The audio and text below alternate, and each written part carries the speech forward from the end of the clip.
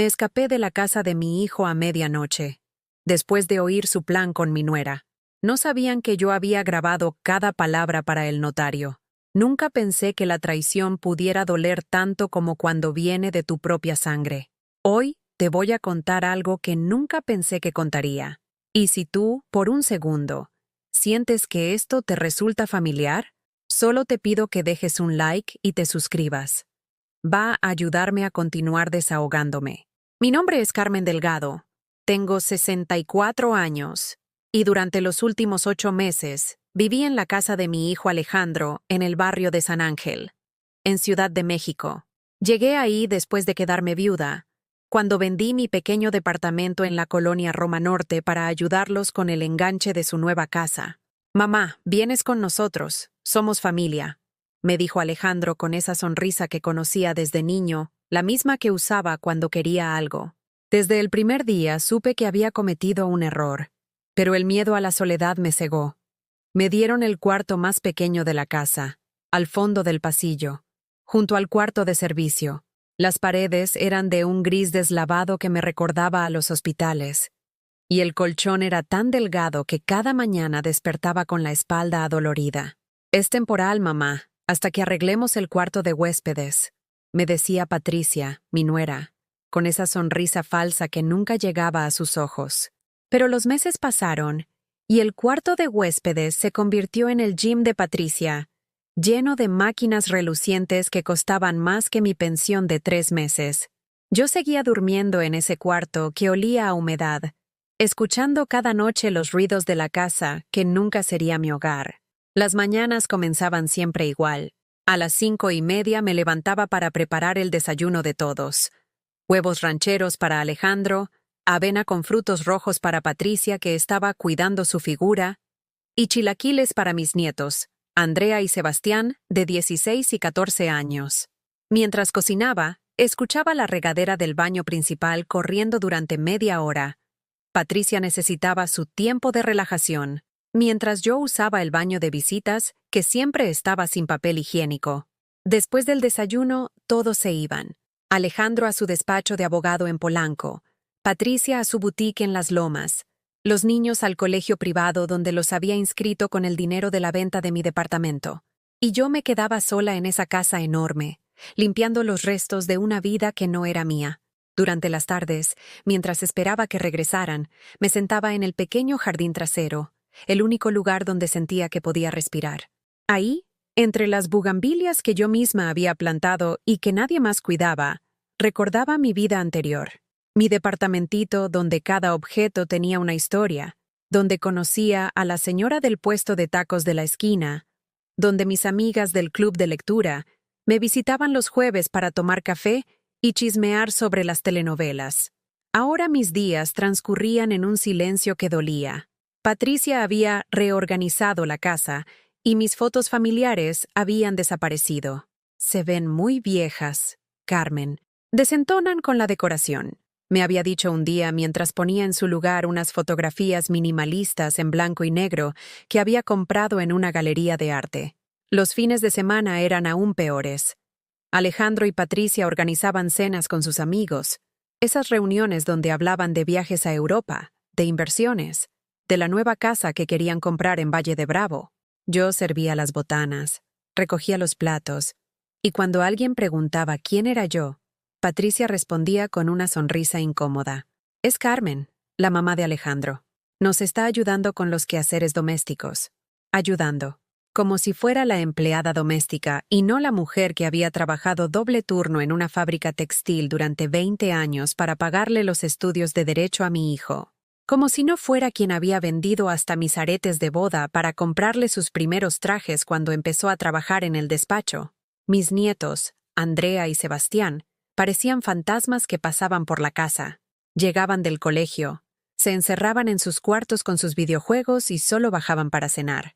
Cuando yo intentaba platicar con ellos, me respondían con monosílabos, sin levantar la vista de sus teléfonos. «Abuela, luego platicamos, ¿sí? Tengo tarea», me decía Andrea, aunque por las noches la escuchaba riéndose en videollamadas con sus amigas hasta altas horas. El colmo llegó hace 3 semanas, durante mi cumpleaños número 64. Esa mañana desperté con la ilusión de que quizás, por una vez, sentiría que pertenecía a esa familia.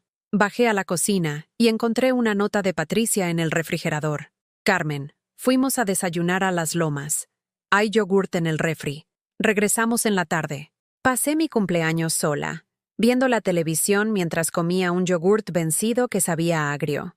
En la tarde, cuando llegaron cargados de bolsas de compras, Patricia me entregó un pastel de 3 leches de la panadería de la esquina. ¡Feliz cumpleaños!, me gritó con entusiasmo falso, mientras Alejandro ni siquiera levantaba la vista de su teléfono. No había velas, no había abrazo. Solo un pastel que comí sola esa noche, sentada en mi cuarto gris, preguntándome cómo había llegado a convertirme en una extraña en mi propia vida. Pero la noche que cambió todo fue el martes pasado. Esa noche que me levantó de la cama el ruido de voces que venían del estudio de Alejandro. Pensé que tal vez había algún problema, que quizás necesitaban ayuda. Me levanté descalza, caminando despacio por el pasillo de mármol frío que siempre me recordaba lo fuera de lugar que estaba en esa casa. Las voces se oían más claras conforme me acercaba. Era Alejandro hablando con Patricia, pero había algo en el tono que me hizo detenerme. No era una conversación normal. Era el sonido de 2 personas conspirando, planeando algo que no querían que nadie más escuchara. Y entonces, pegada a la pared como una ladrona en mi propia casa, escuché las palabras que destrozarían para siempre la imagen que tenía de mi hijo. Era el momento en que descubriría que todo el amor que había dado durante 64 años había sido una inversión en la persona equivocada. Me quedé ahí, inmóvil, con el corazón latiéndome tan fuerte que temí que pudieran escucharlo desde el otro lado de la puerta. Las palabras de Patricia llegaban hasta mí como dagas envenenadas, cada sílaba clavándose más profundo en mi alma. Alejandro, tu madre ya no puede seguir viviendo aquí. Es un estorbo constante. Mis amigas me preguntan por qué tengo a la empleada doméstica viviendo en la casa, y no sé qué decirles. Es vergonzoso. Mi propio hijo respondió con una risa que jamás le había escuchado, fría y calculadora. Lo sé, amor, pero necesitamos ser inteligentes. La casa de Coyoacán que heredó de mi abuela está a su nombre. Si la manipulamos bien, podemos hacer que nos la firme. Vale casi 3 millones de pesos en el mercado actual. 3 millones de pesos. La casita donde había nacido Alejandro, donde habíamos vivido cuando yo era una madre soltera que trabajaba en turnos dobles para que no le faltara nada. La casa donde él había dado sus primeros pasos, donde le había enseñado a andar en bicicleta en el pequeño patio trasero, donde habíamos pasado tantas navidades decorando el árbol con adornos que yo misma cosía porque no podíamos comprar otros. ¿Y cómo piensas convencerla?, preguntó Patricia con esa voz suya que siempre sonaba como si estuviera masticando algo amargo. Fácil. Le voy a decir que necesito que firme unos papeles para actualizar la escritura, que es un trámite del gobierno para personas de la tercera edad. Ella nunca lee lo que firma, siempre confía en mí. Una vez que tengamos la casa, la internamos en una residencia geriátrica. Encontré una en Tlalnepantla que está muy barata. Sentí como si me hubieran vaciado una cubeta de agua helada encima. Mi hijo, mi único hijo, el niño al que había criado sola desde los 5 años cuando su padre nos abandonó, estaba planeando robarme y encerrarme como si fuera un animal viejo que ya no servía. ¿Una residencia? Patricia sonaba emocionada. Perfecto. Y una vez que esté ahí, vendemos la casa. Y con ese dinero podemos comprar la casa en Valle de Bravo que vimos el mes pasado. La de la alberca infinita y los 3 niveles. Exacto. Y lo mejor es que una vez que esté internada, los gastos de la residencia serán su problema. Nosotros no tendremos que mantenerla más. Será libre de hacer lo que quiera con su pensión ridícula. Libre.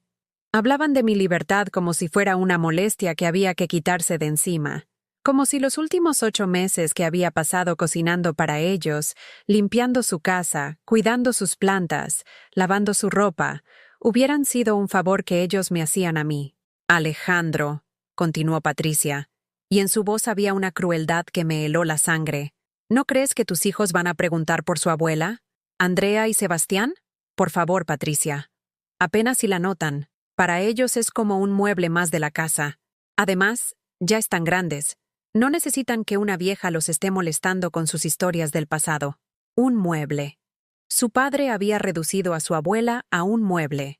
La mujer que había vendido su máquina de coser para comprarle a Andrea su primer iPhone, que había usado sus ahorros para pagarle las clases de guitarra a Sebastián, que había pasado noches en vela bordando los disfraces para sus obras de teatro del colegio. Además, agregó Alejandro con una naturalidad que me enfermó. Ya está muy mayor. Si se enferma en la residencia, no será nuestro problema. Tendrán enfermeras especializadas. Es lo mejor para todos. Lo mejor para todos.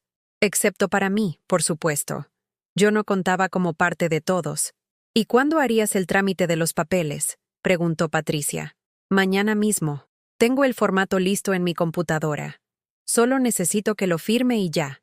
En una semana podemos tener todo resuelto. Una semana. En una semana mi vida sería destrozada por las dos personas en las que más había confiado en el mundo. Me temblaban tanto las piernas que tuve que apoyarme contra la pared para no caerme. El mármol frío del pasillo me tranquilizó un poco, pero el corazón seguía latiéndome como si fuera a salírseme del pecho. Patricia siguió hablando, y cada palabra era peor que la anterior. ¿Sabes qué es lo que más me molesta de tu madre, Alejandro? Que actúa como si fuéramos sus empleados, siempre pidiendo que la llevemos al doctor, que la acompañemos al mercado, que la visitemos cuando está triste.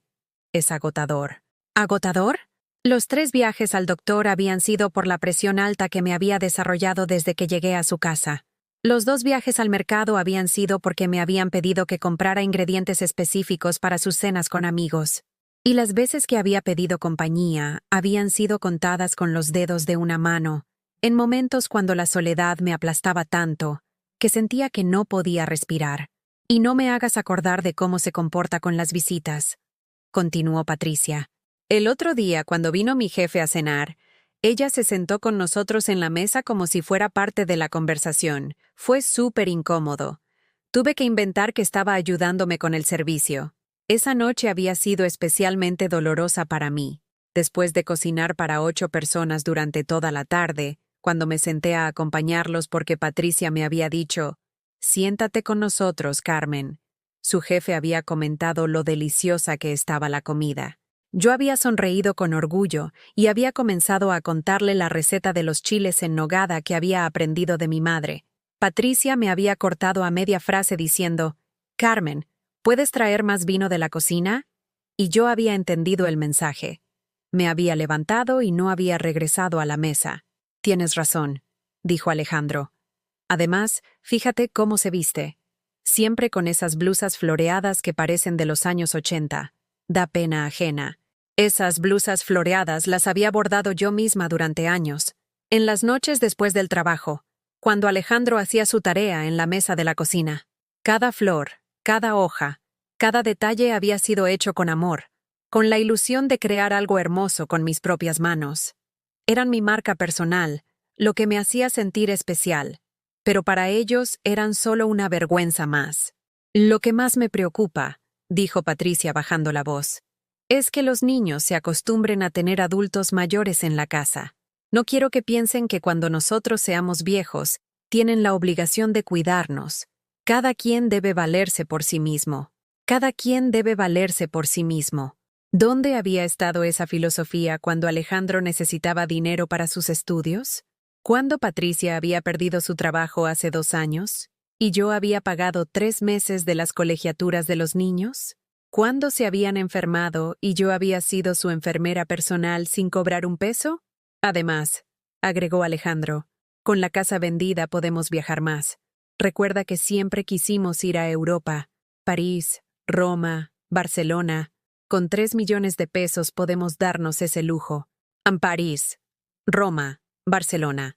Ciudades que yo había soñado con conocer algún día, cuando me jubilara, cuando tuviera tiempo para mí.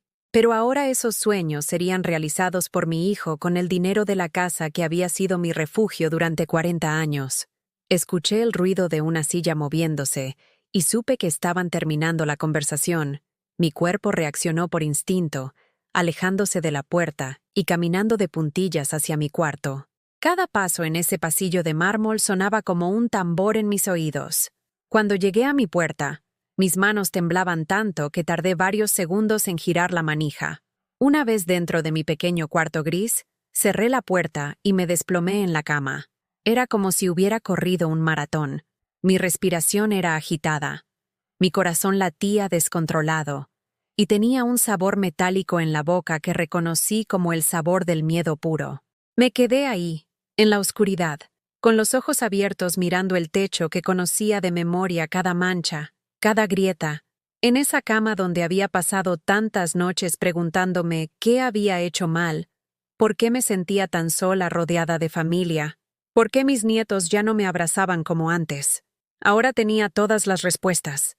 No había hecho nada mal. Simplemente había confiado en las personas equivocadas. No sé cuánto tiempo pasé ahí tirada, pero cuando finalmente logré moverme, las primeras luces del amanecer ya se filtraban por la pequeña ventana de mi cuarto. Tenía los ojos hinchados de tanto llorar en silencio, pero algo dentro de mí había cambiado durante esas horas de oscuridad. Me levanté y caminé hacia el pequeño espejo agrietado que colgaba junto al armario. La mujer que me devolvía la mirada tenía 64 años, pero en sus ojos había algo nuevo. Ya no era la Carmen sumisa que había llegado a esa casa 8 meses atrás. Era una mujer que había escuchado la verdad más dolorosa de su vida y que ahora tenía que decidir qué hacer con ella. Saqué mi celular, ese aparato viejo que Patricia siempre criticaba diciéndome, «Carmen, ya cámbiate a un smartphone, pareces de la prehistoria». Pero ese teléfono prehistórico tenía algo que ellos no sabían. Una grabadora de voz que funcionaba perfectamente. Mi comadre Rosa me había enseñado a usarla el año pasado para grabar las recetas de mi suegra antes de que se le olvidaran por completo. Con manos temblorosas busqué la aplicación. Si iban a destruir mi vida, por lo menos iba a tener pruebas de sus verdaderas intenciones. A las 7 de la mañana, escuché los ruidos familiares de la casa despertando. La regadera de Patricia corriendo durante su ritual matutino de media hora. Alejandro preparando su café expreso en esa máquina italiana que había costado más que mi renta de 3 meses. Los pasos apresurados de Andrea y Sebastián bajando las escaleras. Bajé a la cocina como todos los días, pero esta vez cada movimiento tenía un propósito diferente. Mientras preparaba los huevos rancheros de Alejandro, metí discretamente mi celular en el bolsillo delantero de mi delantal, con la grabadora ya activada. «Buenos días, mamá», me dijo Alejandro cuando entró a la cocina, dándome un beso en la mejilla que ahora se sentía como el beso de Judas. «¿Dormiste bien?» «Sí, hijo», le respondí con la voz más normal que pude fingir. «¿Tú cómo amaneciste?» «Muy bien. De hecho, tengo buenas noticias. Después del desayuno necesito que me acompañes a firmar unos papeles importantes». Ahí estaba, el momento que habían planeado la noche anterior. Sentí como si tuviera piedras en el estómago, pero logré mantener la compostura. «¿Qué tipo de papeles, hijo?» «Nada complicado, mamá. Solo unos trámites del gobierno para actualizar la escritura de la Casa de Coyoacán. Ya sabes cómo es la burocracia mexicana. Siempre pidiendo documentos nuevos para las personas de tu edad. Personas de tu edad. Como si los 64 años fueran una enfermedad terminal que requería trámites especiales. Patricia entró a la cocina en ese momento, ya arreglada para ir a su boutique, con un vestido que costaba más que mi pensión de 2 meses. «¡Qué bueno que ya le dijiste, amor!», exclamó con esa falsa alegría que yo conocía tan bien. «Carmen, es súper importante que firmes esos papeles hoy. Si no lo haces, puedes meterte en problemas con Hacienda». Problemas con Hacienda. ¿Qué mentirosos tan creativos eran? ¿Y dónde tengo que firmar?, pregunté, tratando de sonar como la mujer ingenua que ellos creían que era. «En el despacho de un notario amigo mío», respondió Alejandro. «Está en la Colonia del Valle. Es muy confiable. Lleva años manejando este tipo de trámites. Un notario amigo suyo. Seguramente alguien que estaba dispuesto a participar en el fraude a cambio de una comisión». Los niños bajaron corriendo, como siempre. Tomaron sus mochilas y se fueron sin siquiera despedirse de mí. Ya ni me veían. Para ellos, yo era invisible. Exactamente como había dicho su padre la noche anterior. Después del desayuno, Patricia se fue a su boutique y Alejandro me dijo que nos iríamos en 1 hora. «Mientras tanto, mamá, ¿Por qué no te cambias de ropa? Ponte algo más apropiado para ir al notario. Algo más apropiado. Se refería a que me quitara mi blusa bordada, esa que había hecho con tanto cariño y que a él le daba vergüenza. Subí a mi cuarto y me puse una blusa azul marino, la más sobria que tenía. Pero antes de cambiarme, hice algo que nunca había hecho en mi vida. Revisé mis documentos importantes. En una caja de zapatos que guardaba en el fondo del armario tenía todos mis papeles. Mi acta de nacimiento, mi credencial del INE, mi libreta de ahorro y, lo más importante, la escritura original de la casa de Coyoacán. La saqué y la leí completa por primera vez en años. Efectivamente, la casa estaba completamente a mi nombre. La había heredado de mi madre hace 15 años, y nunca había puesto a Alejandro como copropietario, porque él siempre me había dicho: «No te preocupes, mamá. Esa casa es tuya y solo tuya». Ahora entendía por qué nunca había insistido en que la pusiera a su nombre también. Era más fácil engañarme si yo era la única propietaria. La casa valía mucho más de lo que habían dicho la noche anterior. Estaba en una de las zonas más cotizadas de Coyoacán, cerca del centro histórico, y según los anuncios que había visto en Internet, las propiedades similares se vendían en más de 5 millones de pesos. 5 millones de pesos que mi hijo quería robar para irse de viaje a Europa con su esposa. Guardé la escritura original en mi bolsa, junto con mis otros documentos importantes. Si iban a llevarme a firmar papeles falsos, por lo menos yo tendría los verdaderos conmigo. A las 10 en punto, Alejandro me gritó desde abajo que ya era hora de irnos. Bajé las escaleras sintiendo como si estuviera caminando hacia mi propia ejecución, pero con mi celular grabando cada palabra y mis documentos reales bien guardados.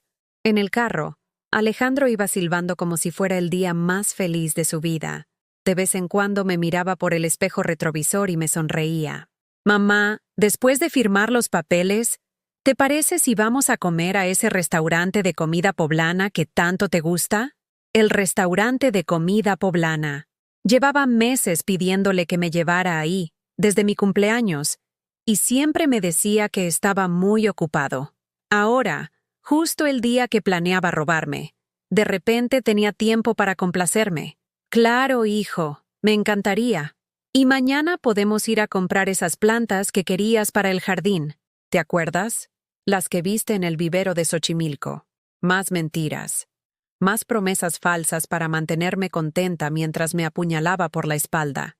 Llegamos al despacho del notario en una torre de oficinas muy elegante en la colonia del Valle. El lugar gritaba dinero por todos lados. Mármol italiano, cuadros caros, secretarias vestidas como si fueran modelos. El notario era un hombre de unos 50 años, con un traje que costaba más que mi pensión de 6 meses. Se presentó como el licenciado Fernando Mendoza y me saludó con esa sonrisa falsa que todos los abogados parecían aprender en la universidad. «Señora Carmen, es un placer conocerla. Su hijo me ha hablado mucho de usted. Seguramente le había hablado de lo fácil que era engañarme. Nos llevó a una oficina con ventanas enormes que daban vista a la ciudad. En el escritorio había varios documentos ya preparados, listos para que yo los firmara sin leer. «Bueno, señora Carmen», dijo el licenciado Mendoza sentándose detrás de su escritorio imponente, «lo que vamos a hacer hoy es muy sencillo. El gobierno ha implementado nuevas regulaciones para las propiedades de personas mayores de 60 años. Es obligatorio actualizar las escrituras para evitar problemas fiscales futuros». Más mentiras. Pero yo seguí el juego. «¿Y qué tipo de actualización necesita mi casa?» «Nada complicado. Solo necesitamos agregar a su hijo como copropietario para facilitar cualquier trámite futuro. De esta manera, si usted llega a enfermarse o necesita ayuda, él podrá manejar la propiedad sin complicaciones legales». Copropietario. La palabra que convertiría a Alejandro en dueño de la mitad de mi casa sin pagar un peso por ella. «¿Y si no hago este trámite?», pregunté, fingiendo ingenuidad. Alejandro se tensó en su silla. El licenciado me miró con expresión seria. «Señora Carmen, las multas por no cumplir con estas nuevas regulaciones pueden ser muy altas.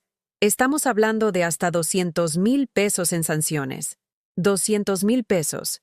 Estos hombres mentían con una facilidad que me horrorizaba. Además, mamá, agregó Alejandro con voz preocupada, si no actualizas la escritura, la casa podría tener problemas legales. Podrían hasta quitártela. Mi propio hijo amenazándome con perder mi casa si no le firmaba la mitad. El licenciado puso los papeles frente a mí con una pluma dorada. Solo necesito que firme aquí, aquí y aquí, me dijo señalando 3 líneas diferentes. Y con esto terminamos todo el proceso. Tomé la pluma con mano temblorosa. Los 2 hombres me miraban expectantes, como buitres esperando a que su presa muriera para poder devorarla. Pero entonces hice algo que ellos jamás esperaron. ¿Sabe qué, licenciado? Me gustaría leer los papeles completos antes de firmar, solo para estar segura de lo que estoy haciendo. La expresión en el rostro del licenciado Mendoza cambió instantáneamente. La sonrisa profesional se desvaneció y fue reemplazada por una mueca de incomodidad que no pudo disimular. Señora Carmen, realmente no es necesario. Son documentos muy técnicos, llenos de lenguaje legal que puede resultar confuso para alguien que no está familiarizada con estos términos. Alguien que no está familiarizada. Como si fuera una analfabeta incapaz de entender su propio idioma. Alejandro se removió nervioso en su silla, y yo pude sentir su ansiedad llenando la habitación como humo tóxico. Mamá, el licenciado tiene razón. Son puros tecnicismos aburridos. Mejor firmamos de una vez y nos vamos a comer. Pero yo ya había tomado los documentos en mis manos y había comenzado a leer la primera página. Mientras mis ojos recorrían las líneas, mi corazón se hundía más y más en un pozo de traición que parecía no tener fondo. El documento no era una actualización de escritura, era una cesión completa de derechos de propiedad. No solo estaban agregando a Alejandro como copropietario, sino que estaban transfiriendo el 100% de la propiedad a su nombre. Yo dejaría de ser dueña de la casa donde había nacido mi hijo, donde había vivido los mejores años de mi vida, donde estaban enterrados todos mis recuerdos. Pero eso no era lo peor. Seguí leyendo y descubrí una cláusula que me hizo sentir náuseas. La cedente renuncia a cualquier derecho de habitación sobre la propiedad mencionada y acepta desalojar el inmueble en un plazo no mayor a 30 días posteriores a la firma del presente documento. 30 días para desalojar mi propia casa. Mi hijo no solo me estaba robando, sino que me estaba echando a la calle. Este documento dice que tengo 30 días para abandonar mi casa, dije con voz temblorosa, sin levantar la vista del papel. El silencio que siguió fue ensordecedor. Podía sentir a Alejandro y al licenciado intercambiando miradas desesperadas, tratando de inventar una nueva mentira que pudiera salvar su plan. «Mamá», dijo Alejandro finalmente, con una voz que intentaba sonar tranquilizadora, pero que solo conseguía sonar culpable. «Esa es solo una formalidad legal. Obviamente tú puedes seguir viviendo en la casa todo el tiempo que quieras. Entonces, ¿por qué dice que tengo que desalojarla?» El licenciado carraspeó incómodo y se ajustó el nudo de la corbata. «Señora Carmen, esa cláusula es estándar en este tipo de documentos. Es solo por precaución legal. No significa que realmente tenga que irse. Precaución legal». Seguían mintiendo, pero ya ni siquiera se esforzaban por hacer creíbles sus excusas. Continué leyendo y encontré más horrores. Había una sección que autorizaba la venta inmediata de la propiedad, sin necesidad de notificación previa a la cedente, es decir, a mí. Otra cláusula establecía que yo renunciaba a cualquier reclamo económico sobre el producto de la venta. Aquí dice que pueden vender la casa sin avisarme, y que yo no tengo derecho a nada del dinero de la venta. Alejandro se puso de pie bruscamente, claramente frustrado de que su plan perfecto se estuviera desmoronando. «Mamá, ya basta. ¿Por qué tienes que complicar todo? Es un trámite simple del gobierno. Si no lo haces, van a venir los de Hacienda y te van a quitar la casa de todas formas». Por primera vez en 8 meses, y tal vez por primera vez en mi vida, miré a mi hijo directamente a los ojos y le dije algo que nunca pensé que le diría. «Alejandro, no voy a firmar esto». El rostro de mi hijo se transformó completamente. La máscara del hijo cariñoso se desplomó y reveló a un hombre que no reconocía. Sus ojos se llenaron de una furia fría que me hizo retroceder en mi silla. «¿Cómo que no vas a firmar? Este trámite es obligatorio», No, hijo. Este no es un trámite del gobierno. Este es un documento para robarme mi casa. El licenciado Mendoza intentó retomar el control de la situación con su voz profesional, pero ya era demasiado tarde. El gato había salido del saco. Señora Carmen, creo que hay un malentendido. Si gusta, puedo explicarle cada cláusula en detalle. No hay malentendido. Lo interrumpí con una firmeza que no sabía que poseía. Entiendo perfectamente lo que este documento dice. Dice que le estoy regalando mi casa a mi hijo y que me tengo que ir de ahí en 30 días. Alejandro se acercó a mi silla y se inclinó hacia mí. Su cercanía era intimidante, amenazante. Mamá, ¿vas a firmar esos papeles? Ahora. No. Sí vas a firmar. Eres una vieja terca que no entiende lo que le conviene. Ahí estaba la verdad finalmente. Ya no había máscaras, ya no había fingimientos. Mi hijo me estaba mostrando quién era realmente. Un hombre capaz de robar y amenazar a su propia madre. Alejandro, dije poniéndome de pie también, con las piernas temblando pero la voz firme. No voy a firmar nada. Y ahora me voy. Tomé mis documentos y mi bolsa, pero Alejandro me agarró del brazo con fuerza. No te vas a ir de aquí hasta que firmes. Suéltame. ¡Firma los papeles! ¡Suéltame, Alejandro! Su agarre se hizo más fuerte, tanto que sabía que me iba a dejar moretones. El licenciado Mendoza se veía claramente incómodo con el rumbo que había tomado la situación. Licenciado Mendoza, dije sin dejar de mirar a mi hijo, ¿esto es lo que usted llama un trámite voluntario del gobierno? El notario no respondió. Era evidente que sabía exactamente en qué tipo de fraude estaba participando. Alejandro finalmente me soltó, pero se quedó parado frente a la puerta, bloqueando mi salida. Mamá, no entiendes la situación. Patricia y yo hemos estado manteniendo tu casa de Coyoacán durante años. Pagamos los impuestos, las reparaciones, todo. Es justo que ahora la casa sea nuestra. Más mentiras. Yo había estado pagando todos los impuestos y servicios de mi casa desde que la heredé. Ellos nunca habían puesto un peso. Alejandro, tú nunca has pagado nada de mi casa. Claro que sí. ¿Quién crees que pagó cuando se rompió la tubería del año pasado? Yo pagué esa reparación con mi pensión. Tengo los recibos. ¿Y quién pagó la pintura? Yo contraté y pagué a los pintores. ¿Y los impuestos? Los pago yo cada año en enero con mi aguinaldo. Mi hijo se quedó sin argumentos por un momento, pero luego su expresión se endureció aún más. Bueno, no importa.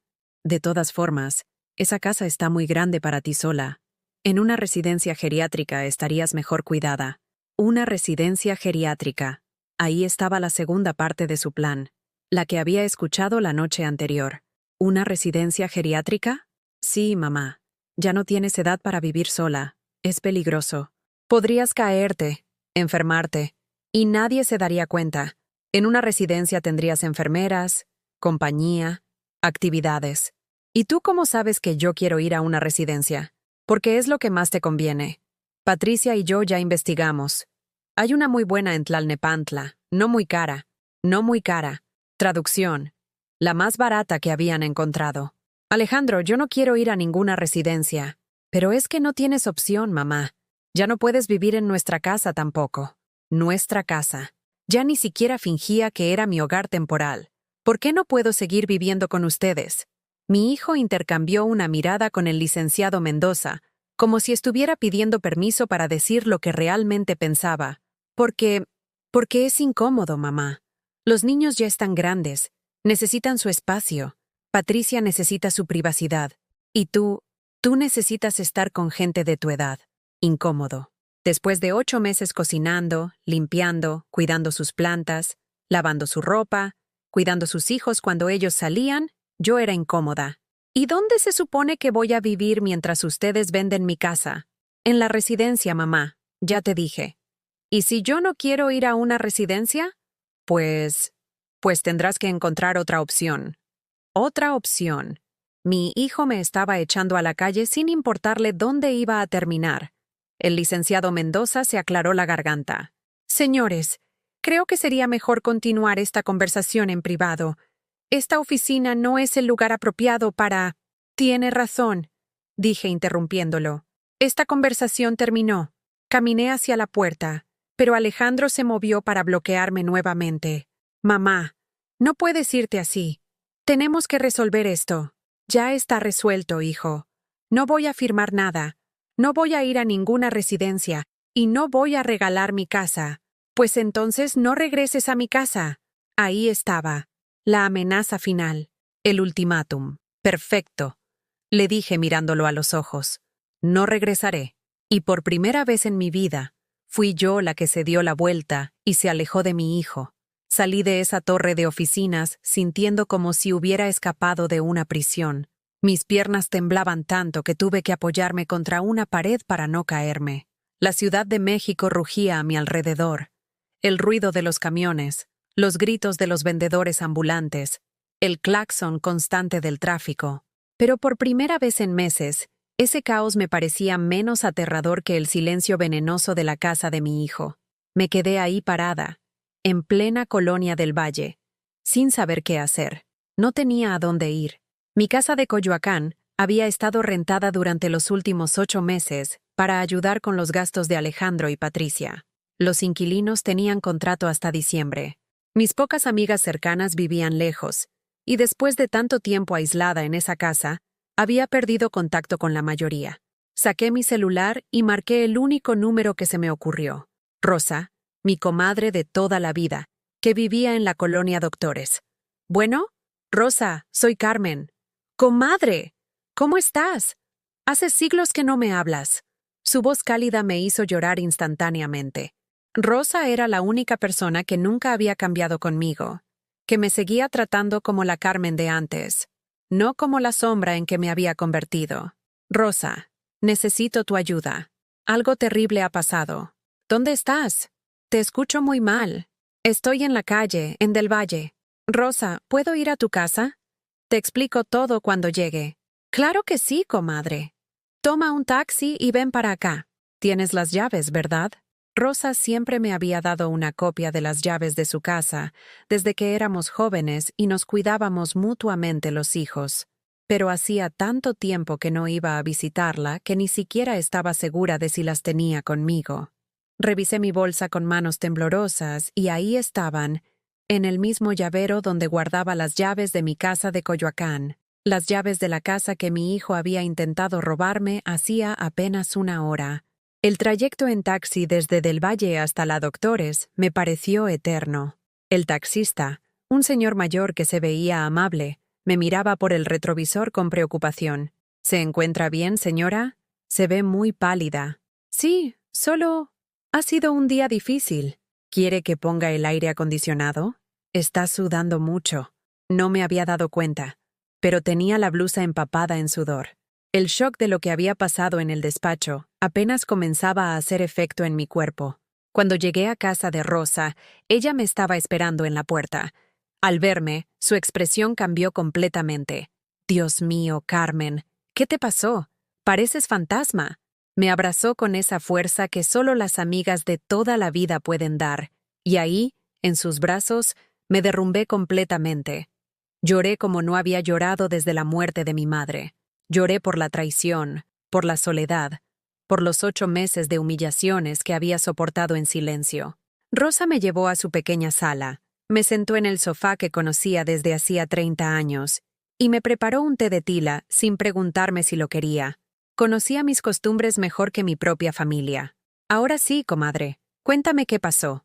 Le conté todo, desde la conversación que había escuchado la noche anterior hasta la confrontación en el despacho del notario. Rosa me escuchó en silencio, pero yo podía ver cómo su expresión se iba endureciendo con cada detalle. «¿Me estás diciendo que tu propio hijo intentó robarte tu casa?» «Sí, Rosa, y no solo eso. Me quería meter en una residencia geriátrica para deshacerse de mí». «¿Pero qué clase de monstruo criaste, Carmen?» Esas palabras me dolieron porque implicaban que yo tenía parte de la culpa, que había fallado como madre, que de alguna manera había creado al hombre que había intentado destruirme esa mañana. «Rosa, yo no sé dónde me equivoqué. Siempre traté de darle lo mejor, de enseñarle valores, de...» «No, comadre, no te eches la culpa. Hay gente que nace sin alma, sin importar cómo los críen». Rosa se levantó y comenzó a caminar por la sala, claramente furiosa. ¿Y ahora qué vas a hacer? ¿A dónde vas a ir? No lo sé. Mi casa está rentada hasta diciembre. No tengo dinero suficiente para un hotel. Y me quedé callada porque la realidad de mi situación acababa de golpearme como un martillazo.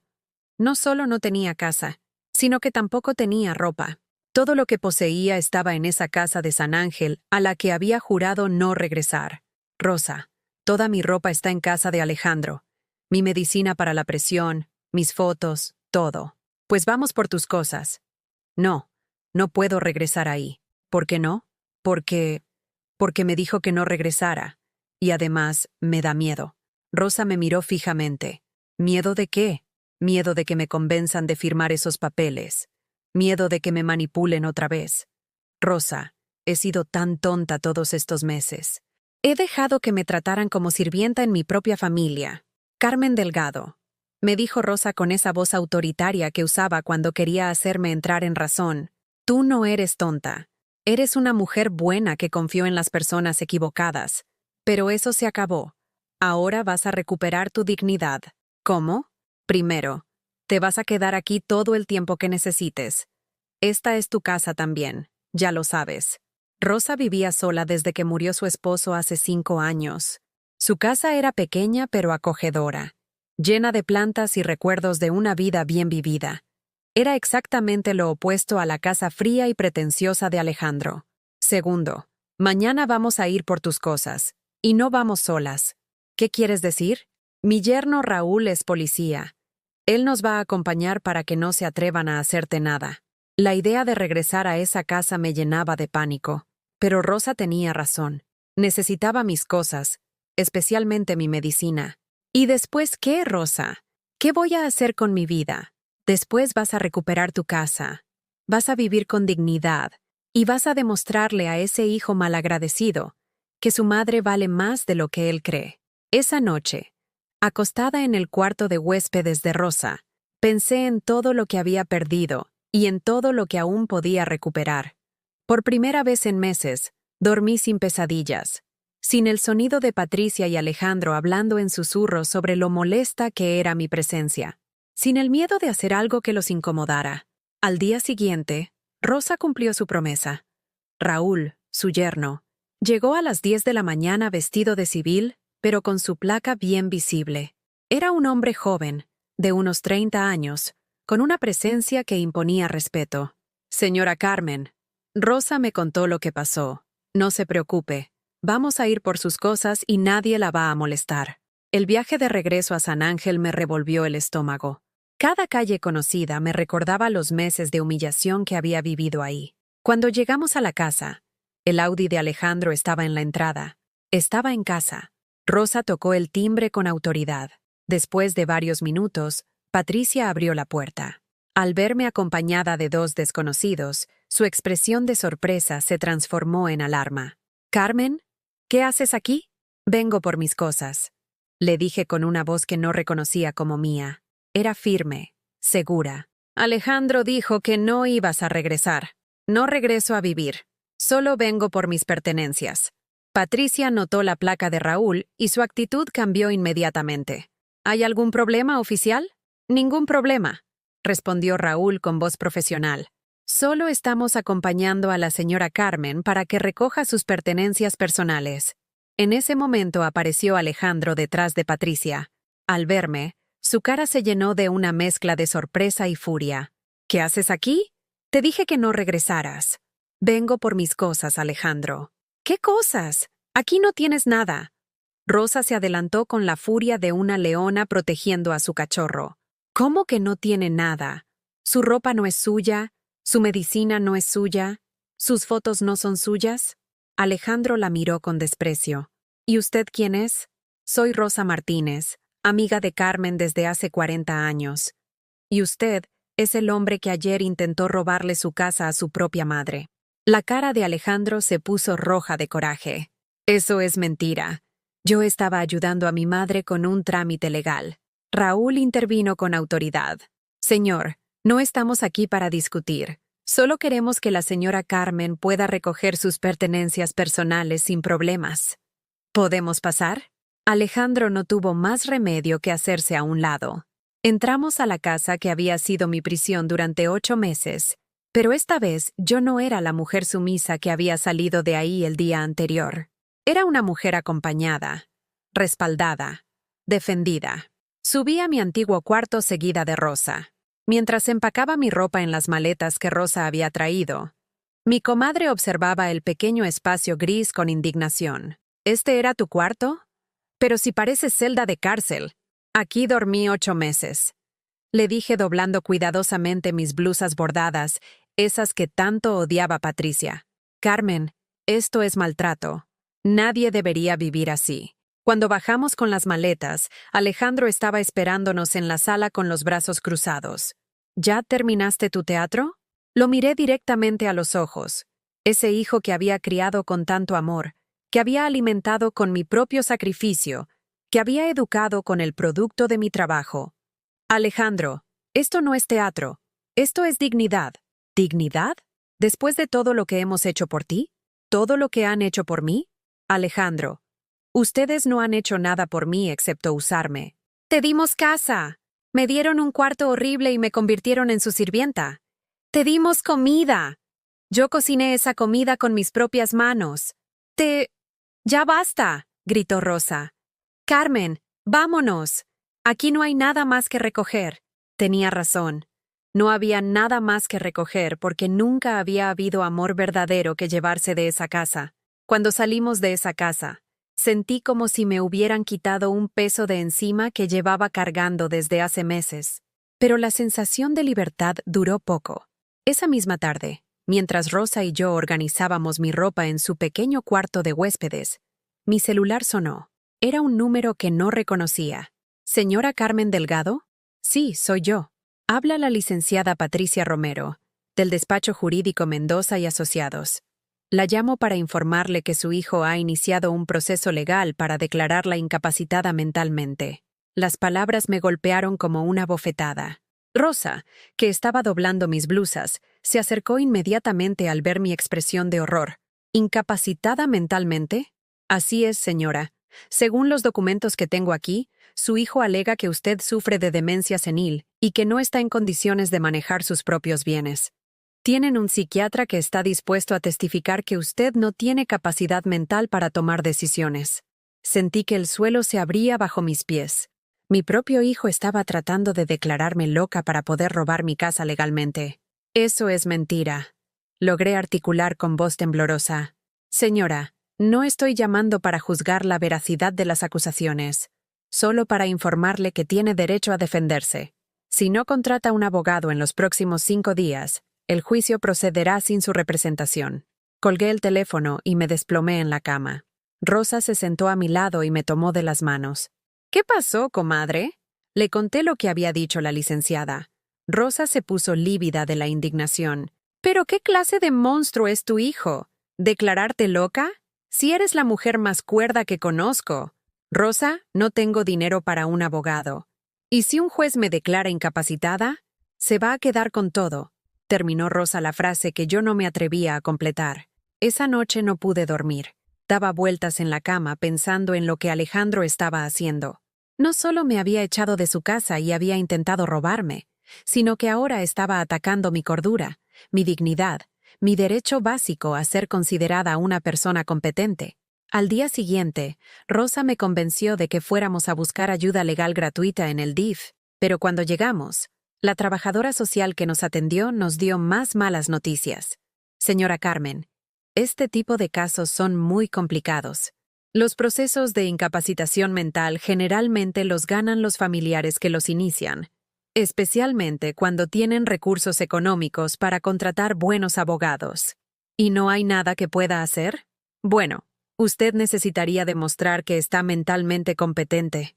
Eso requiere evaluaciones psicológicas independientes, y esas cuestan dinero.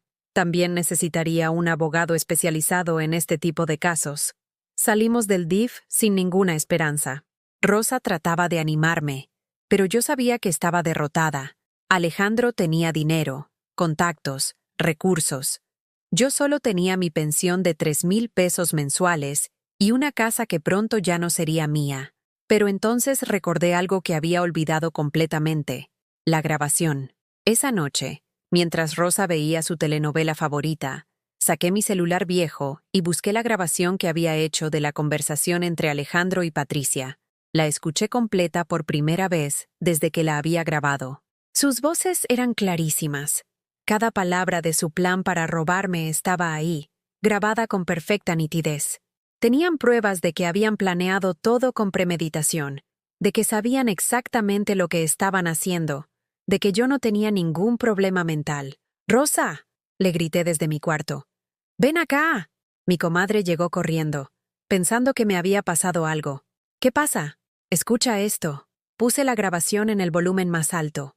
Rosa escuchó en silencio, pero su expresión iba cambiando de confusión a indignación absoluta. «Pero estos desgraciados, aquí están confesando todo. Rosa, ¿crees que esto sirva como evidencia?». «Claro que sí. Esto demuestra que ellos son los locos, no tú». Al día siguiente, Rosa me acompañó a ver al hijo de su compadre Jorge, que era abogado. Se llamaba Miguel Hernández y tenía un pequeño despacho en la colonia Roma Norte. Cuando le mostramos la grabación, sus ojos se iluminaron. «Señora Carmen, esto es oro puro. Aquí su hijo y su nuera están admitiendo que van a cometer fraude, que la van a manipular para que firme documentos, que planean internarla contra su voluntad. Esto no solo sirve para defenderse del proceso de incapacitación, sino que podríamos contrademandarlos por conspiración para cometer fraude». Por primera vez en días, sentí una chispa de esperanza. «¿De verdad cree que puedo ganar?». «Señora, con esta evidencia, no solo puede ganar, sino que puede destrozarlos. Lo que hicieron es un delito federal». Miguel me explicó que podíamos usar la grabación para dos cosas. Primero, demostrar ante el juez que yo estaba perfectamente cuerda y que el proceso de incapacitación era una farsa. Segundo, presentar una contrademanda por intento de fraude, manipulación de adulto mayor y conspiración. «¿Cuánto me va a costar todo esto?». Miguel sonrió. «Señora Carmen, este caso es tan claro que cualquier abogado lo tomaría sin cobrar. Cuando ganemos, sus honorarios saldrán de la compensación que les vamos a sacar a ellos». Durante los siguientes días, Miguel trabajó como poseído preparando nuestro caso. Entrevistó a Rosa como testigo de mi estado mental. Consiguió mis expedientes médicos que demostraban que no tenía ningún problema cognitivo. Investigó al psiquiatra que Alejandro había contratado y descubrió que tenía un historial cuestionable de diagnósticos falsos. Pero lo más importante fue que Miguel encontró algo que ni siquiera sabíamos que existía. Durante los últimos 8 meses, Alejandro había estado forjando mi firma en varios documentos bancarios. Había abierto una línea de crédito usando mi casa como garantía, sin mi conocimiento ni consentimiento. «Señora Carmen», me dijo Miguel cuando descubrimos esto, su hijo no solo planeaba robarle su casa, ya había empezado a robarle desde hace meses. La línea de crédito era por 200,000 pesos. El dinero había sido usado para pagar las mensualidades del Audi de Alejandro, las colegiaturas de los niños en el colegio privado y las compras extravagantes de Patricia en su boutique. «Esto significa que técnicamente su casa ya tiene una deuda», me explicó Miguel. «Si no pagamos esa línea de crédito, el banco puede quitársela». Sentí que el mundo se me venía encima otra vez. No solo mi hijo quería robarme, sino que ya había puesto mi casa en riesgo financiero. ¿Qué podemos hacer? Denunciar el fraude al banco y exigir que cancelen la línea de crédito por haber sido obtenida de manera fraudulenta. También podemos demandar a su hijo por los daños financieros que le ha causado. El día de la audiencia para el proceso de incapacitación llegó más rápido de lo que esperaba. Me vestí con mi mejor ropa y traté de verme lo más competente y cuerda posible, aunque por dentro estaba temblando de nervios. El juzgado estaba en el edificio de los tribunales del centro de la Ciudad de México. Era un lugar intimidante, lleno de abogados con trajes caros y familias en crisis legal. Rosa me acompañó y se sentó en la primera fila para darme apoyo moral. Cuando entré a la sala, vi a Alejandro sentado al lado del licenciado Mendoza. Mi hijo no me miró a los ojos ni una sola vez. Patricia estaba ahí también, vestida como si fuera a una boda, no a una audiencia para destruir a su suegra. El juez era un hombre mayor, de unos 60 años, que se veía cansado pero justo. Cuando Miguel presentó nuestra evidencia, incluyendo la grabación, la expresión del juez cambió completamente. ¿Me está diciendo que el solicitante grabó una conversación donde admite que está manipulando a su madre para obtener su propiedad? Exactamente, su señoría. Y no solo eso, también tenemos evidencia de que ya había comenzado a cometer fraude bancario usando la identidad de la señora Carmen. El licenciado Mendoza trató de objetar, pero el juez lo calló con un gesto. Quiero escuchar esa grabación. Cuando sonaron las voces de Alejandro y Patricia por los altavoces de la sala, describiendo con lujo de detalles cómo planeaban manipularme y deshacerse de mí, el silencio en el juzgado era sepulcral. Al terminar la grabación, el juez miró a Alejandro con una expresión de disgusto profundo. «Joven, ¿confirma que esa es su voz en la grabación?» Alejandro murmuró algo inaudible. «Hable más fuerte». «Sí, es mi voz, pero…» «No hay peros», lo interrumpió el juez. «Esta audiencia queda suspendida indefinidamente. No solo no procede la declaración de incapacidad, sino que ordeno una investigación completa por intento de fraude y abuso de adulto mayor».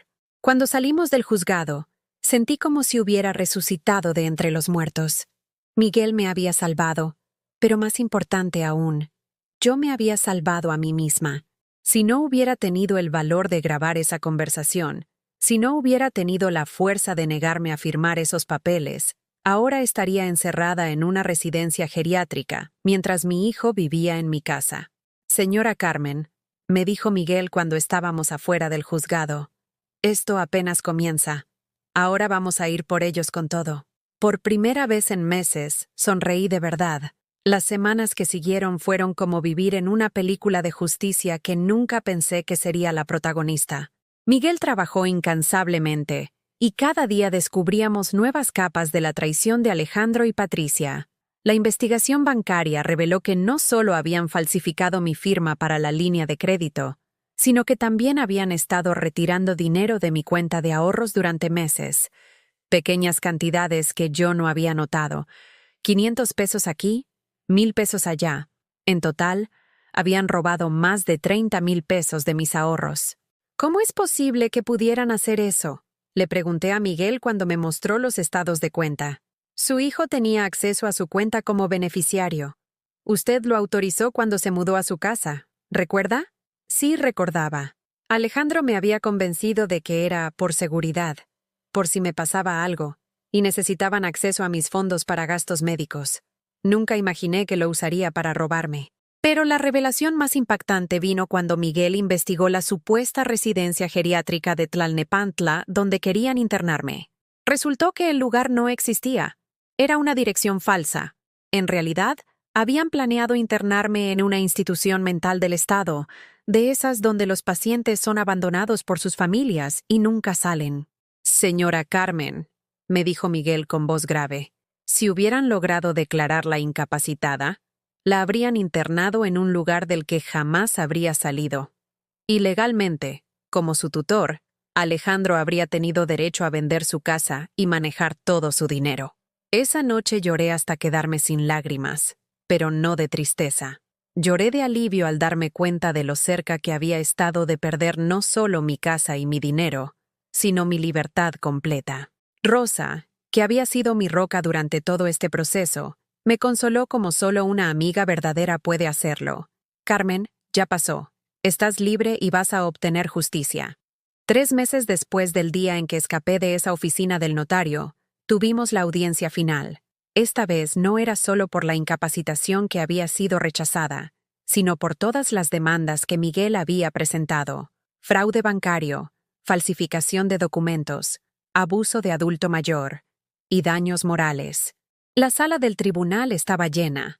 Además de Alejandro y Patricia, estaban presentes sus abogados, representantes del banco, y varios periodistas que se habían interesado en el caso después de que Miguel lo filtrara a la prensa como ejemplo de abuso hacia adultos mayores. Cuando entré a esa sala, ya no era la mujer temblorosa que había sido meses atrás. Llevaba puesto un traje azul marino que Rosa me había ayudado a comprar. Mi cabello estaba perfectamente arreglado y caminaba con la cabeza en alto. Ya no tenía miedo de Alejandro. Si acaso, era él quien parecía encogido en su silla. El juez, el mismo que había rechazado la incapacitación, escuchó todas las evidencias que Miguel presentó. Los estados de cuenta que mostraban los retiros no autorizados, los documentos falsificados con mi firma, y por supuesto, la grabación que había capturado sus verdaderas intenciones.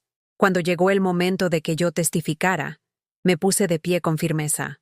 Su señoría, dije con voz clara, durante 64 años he trabajado honestamente para construir una vida digna. Crié a mi hijo sola, le di educación, le enseñé valores que claramente no aprendió.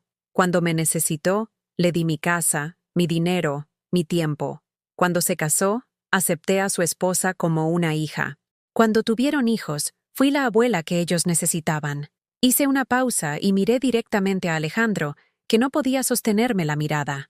Pero cuando yo los necesité, cuando me quedé sola y vulnerable, ellos no vieron una oportunidad de ayudarme. Vieron una oportunidad de robarme. No solo mi dinero o mi casa. Querían robarme mi dignidad, mi libertad, mi derecho a existir como una persona con valor. El juez me escuchaba con atención absoluta. Su señoría, yo no busco venganza. Busco justicia, porque si lo que me hicieron a mí queda impune, le pasará a otros adultos mayores que no tengan la suerte de tener una amiga como Rosa, o la capacidad de grabar una conversación, o el valor de decir no cuando todo su mundo se está derrumbando. Cuando terminé de hablar, el silencio en la sala era absoluto. Incluso los periodistas habían dejado de escribir para escucharme. El abogado de Alejandro trató de minimizar los daños, argumentando que todo había sido un malentendido y que las intenciones de su cliente eran proteger a su madre. Pero era demasiado tarde. La evidencia era irrefutable. La sentencia del juez fue devastadora para Alejandro y Patricia, pero justa para mí. Primero, ordenó que me devolvieran inmediatamente todos los fondos robados, con intereses. 32,000 pesos que regresarían a mi cuenta.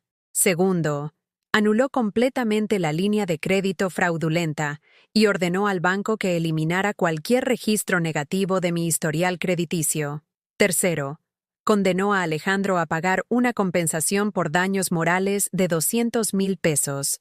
Cuarto, tanto Alejandro como Patricia tendrían antecedentes penales por fraude y abuso de adulto mayor. Y quinto, se emitió una orden de restricción que les prohibía acercarse a mí o contactarme de cualquier manera. Pero lo más importante para mí no fueron los aspectos económicos o legales. Fue cuando el juez dijo las palabras que había estado esperando escuchar durante años. La señora Carmen Delgado es una mujer competente, inteligente y valiente, que merece vivir con dignidad y respeto. Cualquier persona que trate de abusar de ella en el futuro enfrentará todo el peso de la ley. Cuando salimos del tribunal, los periodistas nos esperaban afuera. Miguel había coordinado esta cobertura porque quería que mi caso fuera un ejemplo para otros adultos mayores que estuvieran sufriendo abuso. Señora Carmen, me preguntó una reportera, ¿qué le diría a otros adultos mayores que están pasando por situaciones similares? Pensé en mi respuesta cuidadosamente. Les diría que su vida tiene valor, que su dignidad no es negociable y que nunca es demasiado tarde para defenderse. Les diría que hay gente buena en el mundo dispuesta a ayudar y que la justicia existe si tienes el valor de buscarla. ¿Y a su hijo? Si pudiera decirle algo, ¿qué sería? Esta pregunta me dolió, pero ya tenía la respuesta. Le diría que lo perdono, pero que el perdón no borra las consecuencias. Le diría que espero que algún día entienda el daño que hizo, no solo a mí, sino a sus propios hijos, que crecieron viendo cómo se trata a una abuela. Y le diría que siempre será mi hijo, pero que ya no soy su víctima. Esa noche, de regreso en casa de Rosa, celebramos con una botella de vino tinto que mi comadre había estado guardando para una ocasión especial. Comadre, me dijo Rosa alzando su copa, brindemos por la mujer más valiente que conozco. No, Rosa, brindemos por la amistad verdadera. Sin ti, yo no habría tenido la fuerza para luchar. Pero había algo más que quería hacer, algo que había estado planeando desde que ganamos el caso. Al día siguiente, fui al banco y retiré parte del dinero de la compensación. Luego fui a la oficina de Miguel y le pagué sus honorarios completos, aunque él había insistido en que no era necesario. Miguel, usted me devolvió mi vida. Eso no tiene precio, pero sí tiene valor. Con el resto del dinero, hice algo que nunca había podido hacer en mi vida. Compré un boleto de avión. ¿A dónde vas?, me preguntó Rosa cuando le conté mi plan. A París, Rosa. Siempre quise conocer París. ¿Sola? No, le dije sonriendo. Contigo, si quieres acompañarme. Rosa se quedó muda por un momento, y luego empezó a llorar de alegría. Claro que sí, comadre. Vamos a conocer el mundo. Pero antes de irme de viaje, tenía que hacer una última cosa. Tenía que recuperar mi casa. Los inquilinos que la habían estado rentando durante mi estancia en casa de Alejandro eran una pareja joven muy amable. Cuando les expliqué mi situación, no solo accedieron a terminar el contrato antes de tiempo, sino que me ayudaron a limpiar y arreglar algunos detalles que la casa necesitaba. El día que regresé a mi casa de Coyoacán, después de casi un año de ausencia, fue como volver a nacer. Cada rincón me recibió con familiaridad. Mi pequeño jardín había crecido salvaje pero hermoso.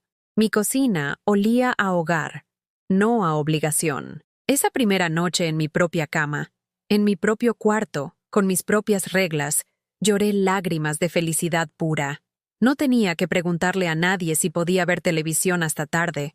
No tenía que cocinar para nadie más que para mí. No tenía que pedir permiso para existir en mi propio espacio. Estaba en casa. Finalmente estaba en casa.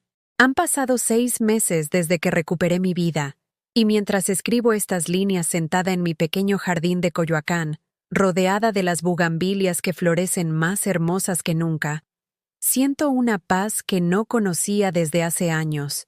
El viaje a París con Rosa fue todo lo que había soñado y más. Caminamos por los Campos Elíseos, visitamos el Louvre, tomamos café en pequeños bistros donde nadie nos conocía ni nos juzgaba. Éramos simplemente 2 mujeres mexicanas disfrutando de la vida que habíamos ganado con tanto esfuerzo. Rosa se enamoró de un señor francés de su edad en una panadería del barrio latino, y aunque nada serio pasó, se divirtió coqueteando en su francés inventado que nos hizo reír hasta llorar. Pero lo más importante del viaje no fueron los lugares que visitamos, sino la persona en la que me convertí. Por primera vez en décadas, no era la madre abnegada, ni la suegra complaciente, ni la abuela disponible. Era Carmen, simplemente Carmen, una mujer de 64 años que había sobrevivido a una traición devastadora y había salido más fuerte del otro lado. Cuando regresamos a México, decidí hacer cambios profundos en mi vida. Con parte del dinero de la compensación, renové completamente mi casa. Pinté las paredes de colores alegres. Amarillo girasol en la cocina, azul cielo en la sala, rosa mexicano en mi recámara. Compré muebles nuevos, cómodos y funcionales, elegidos por mí y solo por mí. Instalé un sistema de seguridad que me hace sentir protegida y tranquila. Pero el cambio más significativo fue decidir abrir mi hogar a otras mujeres que estuvieran pasando por situaciones similares a la mía. Miguel me había contado que después de la cobertura mediática de mi caso, muchas mujeres mayores se habían acercado a él buscando ayuda para enfrentar abusos familiares similares. Así nació Casa Carmen, un refugio temporal para mujeres de la tercera edad que necesitaban un lugar seguro mientras resolvían sus problemas legales y emocionales. No es nada formal ni institucional, simplemente es mi casa abierta para quien la necesite. La primera mujer que llegó fue Esperanza, de 58 años, cuyo hijo alcohólico la había estado golpeando y robando su pensión. Llegó con un ojo morado y el alma hecha pedazos, pero con una determinación que reconocí inmediatamente, porque la había visto en mi propio espejo meses atrás. No sé si pueda salir de esto, me dijo la primera noche, mientras tomábamos té de manzanilla en mi cocina. Yo tampoco sabía si podría. Le respondí, pero aquí estamos. Esperanza se quedó conmigo 2 meses. Miguel la ayudó con los aspectos legales. Rosa y yo la acompañamos al psicólogo, y poco a poco fuimos viendo cómo recuperaba su fuerza. El día que se mudó a su propio departamento, pequeño pero suyo, las tres lloramos de alegría. Después llegó Soledad, cuya nuera la había estado envenenando lentamente con medicamentos para quedarse con su casa. Luego María, cuyos hijos habían vaciado su cuenta de banco y la tenían prácticamente secuestrada en su propia casa. Cada historia era diferente, pero el patrón era siempre el mismo. Familias que veían a sus matriarcas como obstáculos en lugar de personas con derechos. Mi casa, que durante un año había estado vacía o habitada por extraños, ahora está llena de vida otra vez. Pero esta vez es una vida que yo elijo, con personas que yo invito, bajo reglas que yo establezco. Rosa viene a visitarme todas las semanas, y a menudo se queda a cenar con las mujeres que estén hospedándose conmigo. Nos hemos convertido en una familia elegida, unidas no por sangre, sino por comprensión mutua y respeto genuino. Miguel sigue siendo mi abogado, pero también se ha convertido en algo así como un hijo adoptivo. Me visita regularmente, me ayuda con los aspectos legales de Casa Carmen y me mantiene informada sobre otros casos similares que está manejando. Gracias a la publicidad que generó mi caso, su práctica se ha especializado en proteger a adultos mayores y está ayudando a docenas de personas que antes no tenían voz. En cuanto a Alejandro y Patricia, honestamente puedo decir que ya no ocupan mis pensamientos. Al principio, después del juicio, me obsesionaba preguntándome qué estarían pensando, si se habrían arrepentido, si sus hijos habrían entendido lo que había pasado. Pero con el tiempo, me di cuenta de que esas preguntas solo me lastimaban a mí. Ellos habían tomado sus decisiones, y ahora tenían que vivir con las consecuencias. Supe por Miguel que el antecedente penal había afectado la carrera de Alejandro, y que Patricia había tenido que cerrar su boutique. Parte de mí sintió una punzada de tristeza por el hijo que había criado, pero era una tristeza limpia, sin culpa ni responsabilidad. Yo había hecho mi parte como madre. El resto era decisión suya. Mis nietos, Andrea y Sebastián, me han enviado algunas cartas a través de Miguel. Son cartas confusas, escritas por adolescentes que están tratando de entender cómo sus padres pudieron hacer lo que hicieron. Los perdono por haber sido parte del rechazo que viví en esa casa. Eran niños siguiendo el ejemplo de sus padres, pero tampoco siento la obligación de rescatar esa relación. Si algún día, cuando sean adultos, quieren conocer a su abuela real, estaré aquí. Pero no voy a perseguirlos ni a rogarles por su afecto. Una de las cosas más liberadoras de todo este proceso ha sido aprender a decir no sin explicaciones. No a favores que no quiero hacer. No a visitas que no deseo recibir. No a compromisos que no me benefician. No a relaciones que me drenan en lugar de nutrirme. También he aprendido a decir sí a cosas que antes me parecían imposibles o egoístas. Sí a tomarme vacaciones. Sí a comprarme ropa que me gusta aunque sea cara. Sí a pasar todo un domingo leyendo en lugar de limpiar. Sí a comer en restaurantes sola sin sentirme rara. Sí a ser feliz sin pedirle permiso a nadie. El jardín de mi casa se ha convertido en mi santuario personal. Cada mañana, antes de que el resto del mundo despierte, salgo aquí con mi café y contemplo las plantas que he estado cuidando. Hay algo profundamente sanador en ver cómo algo crece y florece cuando recibe el cuidado adecuado. Es una metáfora perfecta para lo que me ha pasado a mí. Las bugambilias que planté cuando llegué aquí por primera vez ahora cubren toda la pared del fondo. Las rosas que mi madre había plantado décadas atrás han vuelto a florecer después de años de abandono. Y el pequeño huerto que instalé este año me da tomates, chiles y hierbas frescas que comparto con mis huéspedes temporales. Hace una semana, mientras trabajaba en el jardín, llegó una carta que no esperaba. Era de una mujer en Monterrey que había leído sobre mi caso en Internet. Me contaba que su hermano estaba tratando de quitarle su casa usando tácticas similares a las que había usado Alejandro conmigo. Me pedía consejo. Esa noche, mientras le escribía una respuesta, me di cuenta de algo extraordinario. Mi dolor había encontrado propósito. Mi experiencia horrible se había convertido en una herramienta para ayudar a otros. No había sido en vano. Ahora recibo cartas regularmente. Mujeres de todo México que están enfrentando situaciones similares. Algunas solo necesitan que alguien les diga que no están locas, que lo que les está pasando no es normal, que merecen mejor. Otras necesitan información práctica sobre sus derechos legales. Y algunas necesitan el ejemplo de alguien que sobrevivió y prosperó después de tocar fondo. Cada carta que respondo, cada mujer que ayudo, cada historia que comparto, es una forma de honrar a la Carmen que fue víctima transformándola en la Carmen que es sobreviviente. Esta mañana, mientras regaba las plantas, me llegó un mensaje de texto de Rosa. Comadre, ¿lista para planear nuestro próximo viaje? Estoy pensando en Italia. Sonreí y le respondí inmediatamente. Sí, pero esta vez quiero conocer también Grecia, porque ahora sé algo que no sabía hace un año. Nunca es demasiado tarde para empezar una nueva vida. Nunca es demasiado tarde para defenderte. Nunca es demasiado tarde para ser feliz en tus propios términos. Y si estás escuchando esta historia y sientes que algo de ella te resulta familiar, si reconoces en mi experiencia algo de tu propia vida, quiero que sepas esto. Tú también puedes salir adelante. Tú también mereces dignidad, respeto y amor genuino. Y tú también tienes más fuerza de la que crees. La vida después de los 60 no es el final de la historia. Puede ser, si tienes el valor de escribirla, el comienzo del mejor capítulo. Mientras termino de escribir estas líneas, el sol se está poniendo sobre Coyoacán, pintando mi jardín de dorados y rosas. En unas horas llegarán Rosa y las mujeres que actualmente se hospedan conmigo para nuestra cena semanal. Cocinaremos juntas, reiremos juntas, y nos recordaremos mutuamente que somos suficientes, exactamente como somos. Mi nombre es Carmen Delgado, tengo 65 años, y finalmente, después de décadas de vivir para otros, estoy viviendo para mí. Y déjame preguntarte algo, ¿has vivido tú? ¿O conoces a alguien que haya pasado por algo similar a lo que yo viví?